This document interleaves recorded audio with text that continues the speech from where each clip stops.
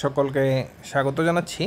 তোমরা যারা ক্লাস 6 থেকে ক্লাস 12 পর্যন্ত রয়েছো, তোমাদের কিভাবে পিডিএফ ফরম্যাটে তোমরা কিভাবে তোমাদের ওয়ার্ক বুকসগুলি ডাউনলোড করে নিতে পারবে সেই বিষয়ে আজকের এই ভিডিও।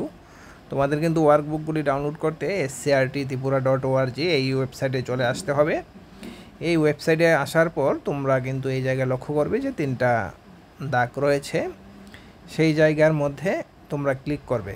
ক্লিক করার পর তোমরা কিন্তু দেখতে পারবে যে এই জায়গায় ওয়ার্ক বুকস লেখা রয়েছে। এই ওয়ার্কস বুকে তোমরা ক্লিক করবে। ক্লিক করার সঙ্গে সঙ্গেই তোমার সামনে নতুন একটি পেজ ওপেন হবে।